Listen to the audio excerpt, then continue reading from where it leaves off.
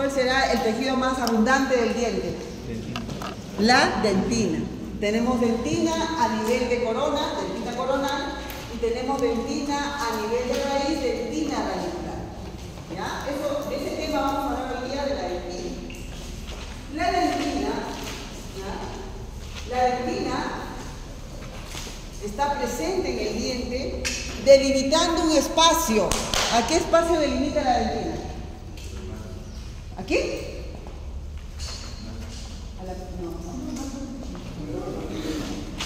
¿Delimita el esmalte? No. ¿A quién delimita? Una cavidad. Al surco gingival, no. La dentina delimita un espacio o una cavidad. A la pulpa, a la cavidad pulpar. Llamada cámara pulpar, ¿sí? Entonces la dentina, al ser un tejido duro, aquí está protegiendo a la pulpa, que es un tejido blando. Al mismo tiempo, la dentina, como dijeron por ahí, tiene que ver con el esmalte, ¿sí o no? Porque tiene su límite externo, es el esmalte a nivel de la corona, es verdad. Pero la dentina, al estar debajo del esmalte, lo está sosteniendo, lo está soportando aquí en el esmalte. Entonces se pueden dar cuenta que la dentina tiene dos funciones muy importantes. Miren, por un lado, protege a ese tejido blando como es la pulpa dental, y por otro lado, soporta, sostiene a ese tejido duro, pero al mismo tiempo frágil, que es el esmalte dental. ¿Está bien? ¿Por qué digo frágil? ¿Por qué digo que el esmalte es duro? Ya saben ustedes, el esmalte es duro porque tiene alto contenido mineral, inorgánico. Ajá. Pero al mismo tiempo es como un cristal. Las fuerzas, inclusive masticatorias, podrían hacer que el esmalte se fracture, sufra microfracturas. Pero ¿quién está debajo del esmalte? La dentina. Y la dentina está ahí. Y vamos a ver hoy día qué propiedad le da la dentina que le haga o que le dé la capacidad de poder hacer que el esmalte no se fracture. ¿Ya? ¿Qué cosa tiene la dentina en su composición que evite o que soporte o que amortigue esos impactos masticatorios a nivel del esmalte y evite que nuestro esmalte se fracture simplemente con una masticación normal? ¿Está bien? Salvo pues que uno sufra una caída, ya pues con un golpe ya exagerado el esmalte se rompa, ¿no es cierto? Eso es otra cosa. Pero el esmalte es duro, pero al mismo tiempo es frágil. Entonces, si no estuviera la dentina subyacente, ese esmalte, con las fuerzas masticatorias, se podría fracturar. ¿Ya? Entonces yo quiero que empecemos esta clase con entender que la dentina está ahí cumpliendo una función de protección hacia la pulpa, que es el punto tejido blando, pero al mismo tiempo con una función de sostén y soporte a nuestro tejido rígido como es el esmalte. ¿Está bien? Ya puedo así. Muy bien. Pero la dentina tiene como límite externo, hemos dicho, el esmalte. A nivel de la corona, ¿sí o no? Pregunto, ¿cuál será el límite externo de la dentina a nivel radicular? Pensad, cemento dental. Cuando digan cemento, por favor, no vayan a pensar que es cemento sol, cemento no sé de qué marca. Tienen que poner cemento dental. El cemento dental es el límite externo a nivel radicular de la dentina. Y su límite interno, entonces, de la dentina, ¿cuál será? La pulpa dental. ¿Ya? Esos son los límites de la dentina. La dentina, dije al inicio, que es uno de los tejidos más abundantes. Está en corona y está en raíz. Y tiene un espesor que va a depender mucho de la edad del paciente, va a depender también de la zona o ubicación donde se encuentre, si es a nivel cuspidio, si es a nivel de repente incisal, o si es de repente a nivel adyacente. Tiene espesores que va a variar de acuerdo a la zona. También va a depender el espesor de la edad. Va a depender el espesor de si es diente temporal o diente permanente. ¿Ya? Ahí está. Ahí está.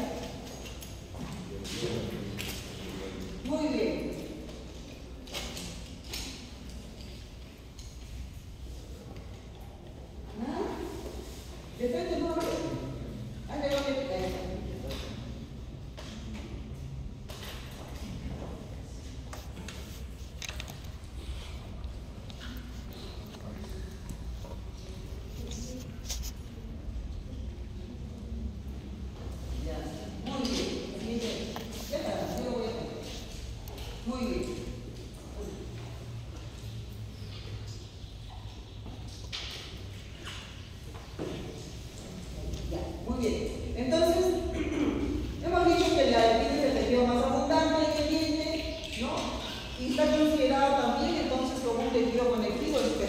¿Por qué es especial? Porque es mineralizado. ¿Está bien? Otra característica, les dije que la dentina es uno de los tejidos más abundantes en corona y en raíz. Es el más sensible porque puede percibir diferentes estímulos. Pueden ser estímulos de temperatura, calor, frío, ¿no? Estímulos mecánicos o químicos. Y esos estímulos que recogen la dentina a través de una estructura, que vamos a ver ahorita cuáles son, pasan hacia la pulpa y se manifiesta con dolor. ¿Está bien? Otra característica les mencioné sobre el espesor, que está en función a la edad, a la zona y a la decisión, si es primaria o secundaria. Los espesores mayores siempre van a estar a nivel del borde incisal, borde cuspidio, ¿no es cierto?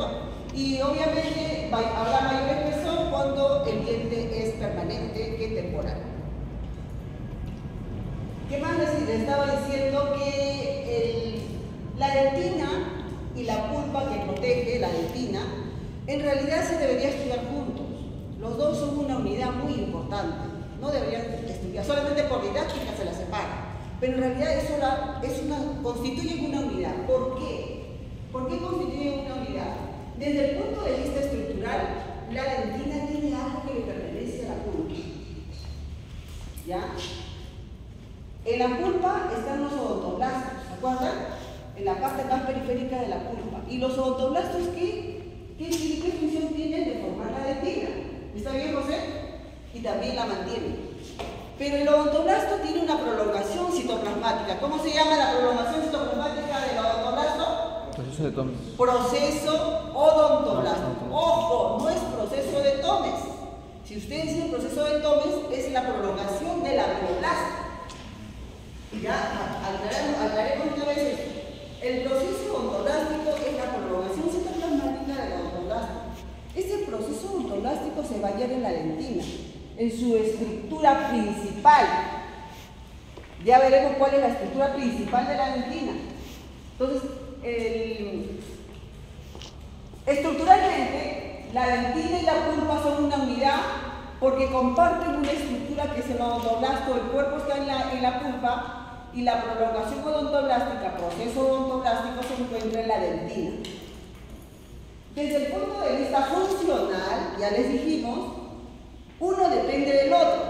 ¿Se acuerdan? La pulpa depende de que la dentina lo proteja, porque es un tejido blando. ¿Está bien? Al mismo tiempo, la pulpa tiene la función de formar dentina. Por eso que son o constituyen una unidad desde el punto de vista funcional.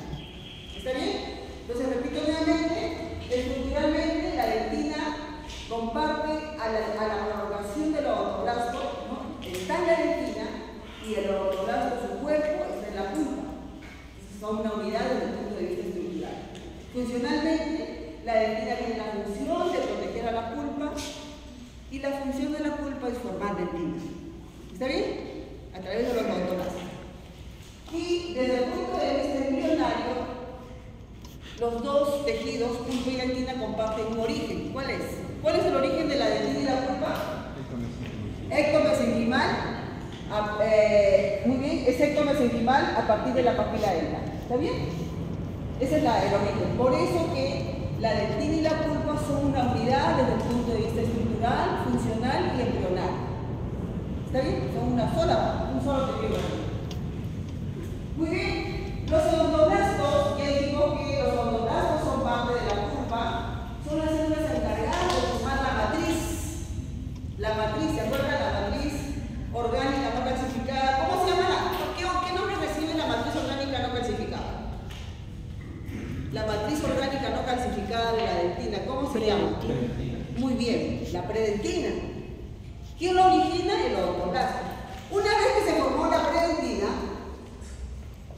con un espesor adecuado de 20, 25 micrómetros, ¿no? Entonces, estos mismos odontoblastos comienzan el proceso de la mineralización. Entonces, ¿qué células son las responsables de formar la papila? Perdón, la dentina son los odontoblastos, que se van a encargar de formar la matriz y luego la van a mineralizar. Por lo tanto, estas células que le pertenecen a la pulpa, estas células son las que van a formar y van a mantener a la dentina. Como todo tejido, la dentina tiene propiedades físicas, ¿no? Y también tiene propiedades químicas. Vamos a empezar con las propiedades físicas. Las propiedades físicas, así como las tiene el esmalte, en la dentina vamos a ver que algunas propiedades son muy positivas para la dentina y algunas como que son no tan significativas. Por ejemplo, vamos a empezar con la propiedad física de color. El color de la dentina en realidad es un blanco amarillento, pero este color va a variar. Varía, por ejemplo, por el grado de calcificación, varía por la vitalidad pulpar y también por la edad. En el caso de la vitalidad pulpar, recuerden ustedes, ¿no?, que si no hay pulpa dental, es decir, si el diente ha sido despulpado. ¿Cuándo un diente es despulpado? Tú. ¿Cuándo un diente es despulpado? Cuando se le ha hecho endodoncia. Muy bien, ya tienen que ir viendo, revisando eso. Quiere decir que le han retirado la pulpa en el tratamiento de endodoncia. ¿Sí o no? Ya no hay pulpa. El color va a variar, se va a volver, ya no va a ser blanco amarillento, sino va a ser un color medio grisáceo. ¿Está bien? ¿Por qué? Porque ya no tiene vitalidad, pues. Porque ya no tiene la pulpa. ¿Quién le da la vitalidad a la dentina? La pulpa. Si no hay pulpa, no hay vitalidad. Y si no hay vitalidad, el cambio de color. Se vuelve un oscurito, un color así medio grisáceo. La edad. Dientes jóvenes van a tener un tono más atenuado, un blanco medio azulado. Dientes viejos, ¿cómo van a ser? Más amarillos, ¿ya? Más amarillentos. ¿Por qué? Porque menor dentina en dientes jóvenes y mayor dentina en dientes más viejos, ¿ya? Otra característica, para finalizar, en cuanto al color. Recuerden ustedes que el esmalte es un tejido bastante duro, con componente inorgánico bastante abundante, 96% de minerales fuertes. Esa propiedad del esmalte le da, esa característica del esmalte le da una propiedad de ser translúcido, ¿ya? Entonces, si yo digo, si el esmalte es translúcido y la dentina normal es un blanco amarillento, ¿quién le da el color al diente? ¿Quién le da el color al diente? La dentina. Entonces, chicos, el color del diente no depende del esmalte, depende de la dentina. ¿Está bien? ¿Estamos de acuerdo? Sí. Muy bien. Ahora vamos a la siguiente propiedad. Justamente, la dentina, por todos sus componentes que vamos a ver, inorgánico, orgánico, agua, no es la translucidez. La translucidez es una propiedad que es muy característica del esmalte, no es significativo, se podría decir, ¿ya? La dentina más es mucho menos translúcida que el esmalte. Y esta esquemita nos está indicando que la translucidez es menor, entonces es mucho menos. Esa propiedad no es tan positiva en la dentina que en el esmalte. A eso me quiero referir, ¿ya? La siguiente propiedad de la dentina es la radiopacidad. ¿Qué pasa? No funciona esto. Estamos mal, ¿no? Ahí está. Ya, me voy a llevar de ahí. La radiopacidad, miren. La radiopacidad está en función al grado de mineralización.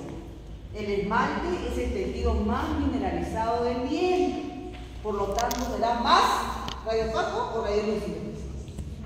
Radiopaco, así es. Mayor mineralización, mayor radiopacidad. Y en las placas radiográficas las van a ver así. La parte más clarita, más blanquita es radiopaco.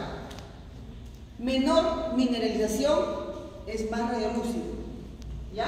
Entonces, si yo hablo de radiopacidad, en la dentina tengo que compararlo con el esmalte.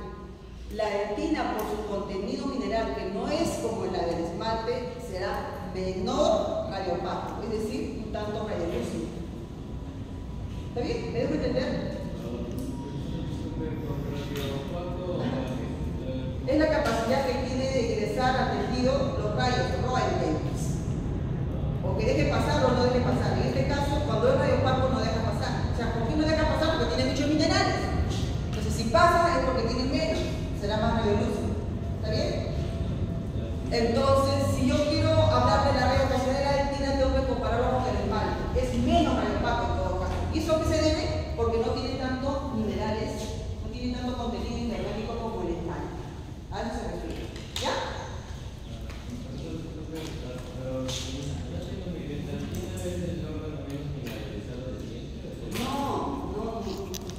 El más clasificado, o sea, el más mineralizado, ¿cuál es?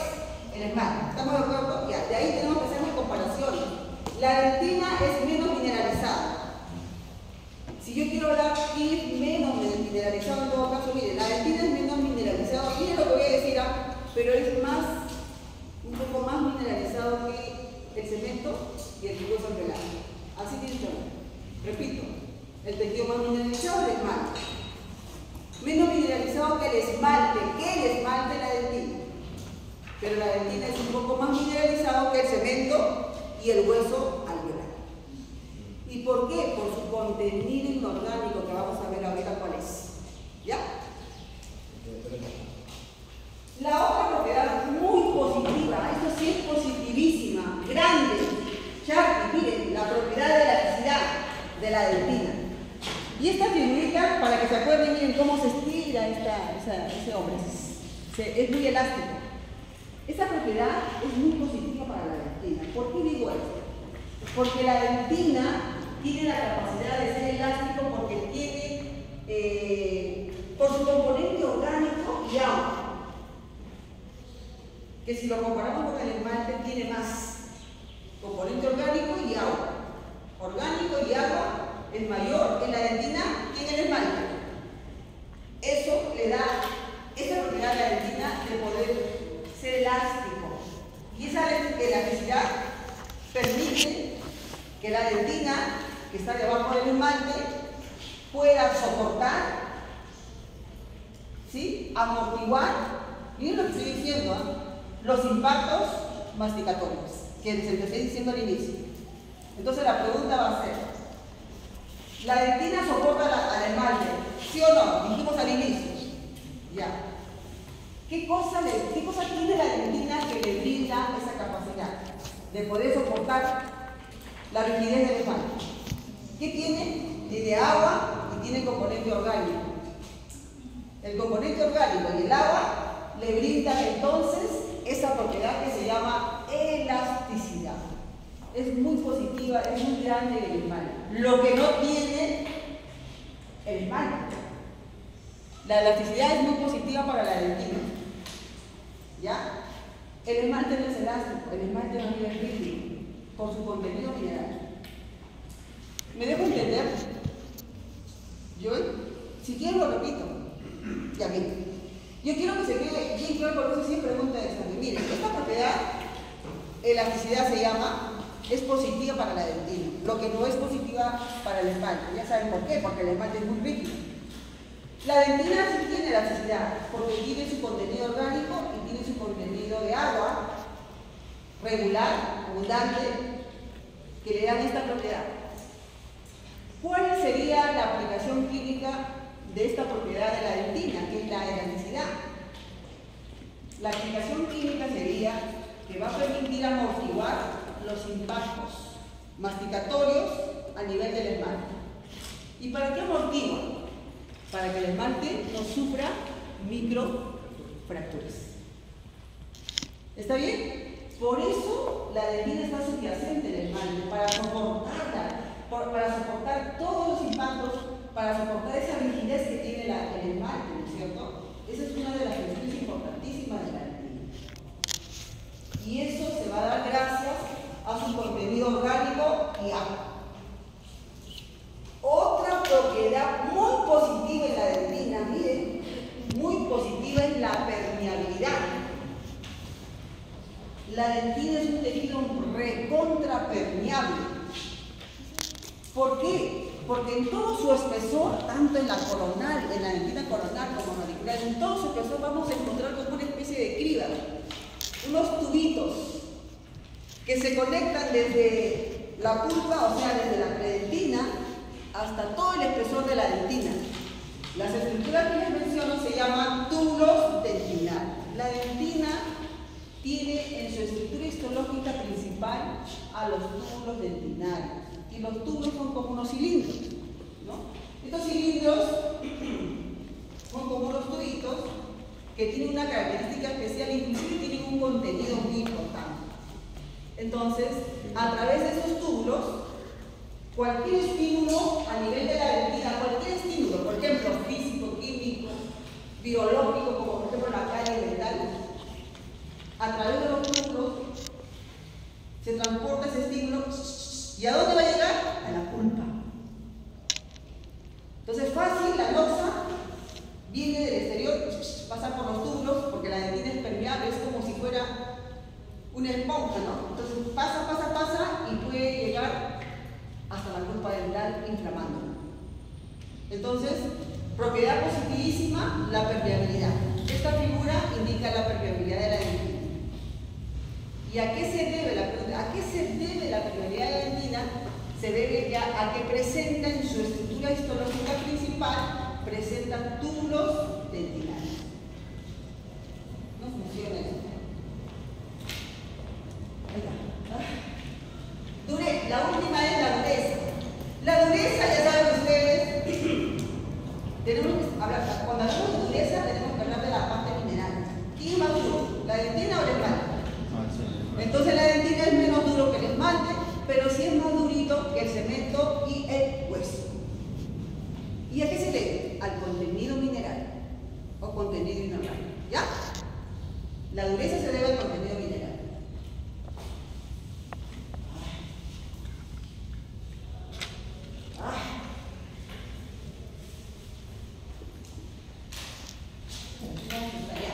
Composición química de la dentina.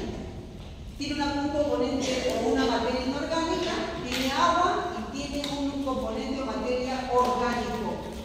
Miren, la parte inorgánica, a diferencia del esmalte, solamente puede llegar de 65 a 70%, nada más.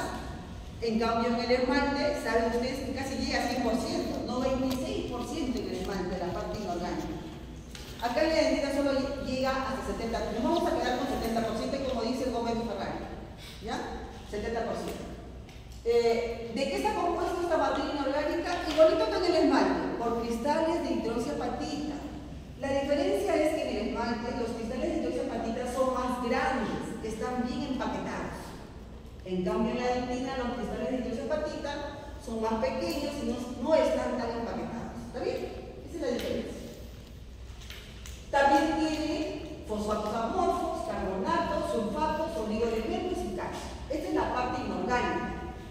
Miren, la parte orgánica solamente está en 18% porque el agua estaría en un 12%, total 70 más 18 más 12 es un más 100%. En la materia orgánica tenemos la fibra o la proteína colágena tipo 1, principalmente en un 90%.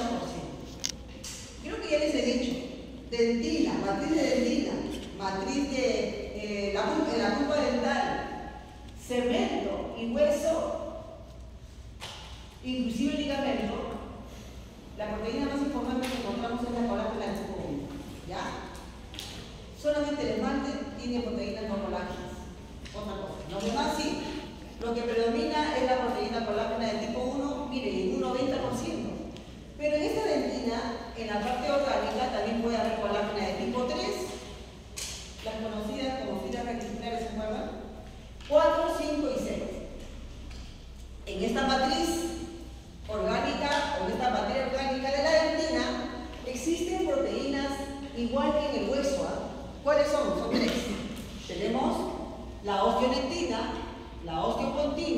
la proteína GLA. Son similares las proteínas que están presentes en el hueso, igualitas. Pero hay 3 proteínas que son exclusivas de la matriz orgánica de la dentina, que no están en el hueso ni en ningún otro tejido. Esas proteínas son estas: la DPP, la fosfolina dentinaria, la DEPP1, que es la proteína de la matriz dentinaria 1, y la DSP, que es la cianoproteína dentinaria. Esas 3 proteínas son propias, exclusivas de la matriz orgánica de la dentina. No puede faltar. Si faltara, ahí se van a producir alteraciones o defectos en la dentopéndice. Tienen que estar presentes sí o sí. Si no, alteraciones en la formación de la dentopéndice. Y obviamente, también como es una matriz orgánica y es un tipo de tejido conectivo especial mineralizado, también tiene sustancia fundamental, que es el especial proteoglicanos. ¿Ya? Algo muy importante, el agua tiene 12% de agua. En el esmalte maduro, ¿cuánto de agua hay? ¿Ya han hecho mal? ¿Ya? 3. ¿Y cuánto de materia orgánica hay? 1, ¿no es cierto? ¿Y cuánto de inorgánico? Como 94, 96. ¿Ya? Entonces, esta composición química de agua y la materia inorgánica 18, 12 y 18 suman 30%. Ese 30% de agua y materia orgánica le brinda justamente a la dentina esta propiedad positiva que es la, muy bien, la elasticidad. Así que respondemos. Elasticidad. ¿Ya? La elasticidad está dada por esto. Sus 12 y 18% son componentes químicos. ¿Ya? No olvidarse, ¿ya? Y ya saben que está ahí para amortiguar los impactos de la rigidez del esmalte. Muy bien.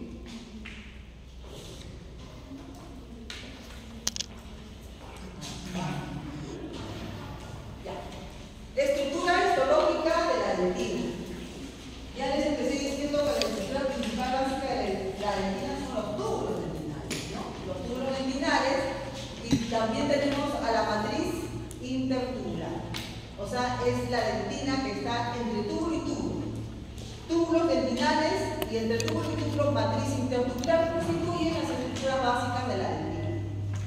Pero también en la dentina hay estructuras secundarias. Tenemos las líneas de crecimiento o llamadas incrementales. Si son mayores se llaman Owen, si son menores se llaman von Ebner. Tenemos a la dentina interglobular, conocida como espacio de Sedgman, ya veremos por qué será, y a la zona granulosa de Thomas, entre otras.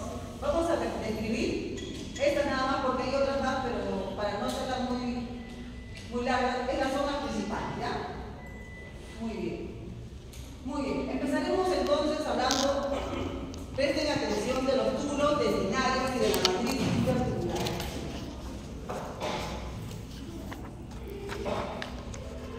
Si se dan cuenta, los túbulos dentinarios, todo es la dentina, tenemos túbulos dentinarios en la corona, túbulos dentinarios a nivel parangular.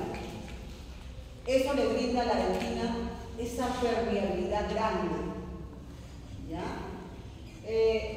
A nivel incisal, como en este caso, o a nivel del borde cuspídeo, los túbulos tienen una dirección casi vertical, como pueden ver. A nivel lateral o proximal, distal facial, tienen la forma de una S extendida, llamada S itálica. A nivel radicular, tienen una orientación horizontal. Ahí lo están viendo. ¿Está bien? Si ustedes se dan cuenta, cada túbulo, entre túbulo y túbulo hay un espacio blanco. Ese espacio blanco se va a llamar matriz intertubular. También lo pueden encontrar como dentina intertubular. Es lo mismo. Dentina intertubular, matriz intertubular, es lo mismo. Entonces repito, túbulos dentinales verticales en los bordes altos de los dientes, cuspídeo o incisal, en forma de una S extendida o S itálica en los lados laterales y horizontales a nivel Entre túbulo y túbulo encontramos un espacio blanquito, ese espacio blanquito constituye la matriz intertubular o dentina intertubular. ¿Está bien? Muy bien. Miren, estos túbulos es un corte transversal a nivel de la dentina, pero acá se ve longitudinal. Los túbulos tienen un diámetro aproximado que va entre 1.7 diámetro, o sea, me refiero a este diámetro, 1.7 a 5 micrómetros de diámetro. ¿Dónde miden 1.7 micrómetros de diámetro a nivel coronal? ¿Ya?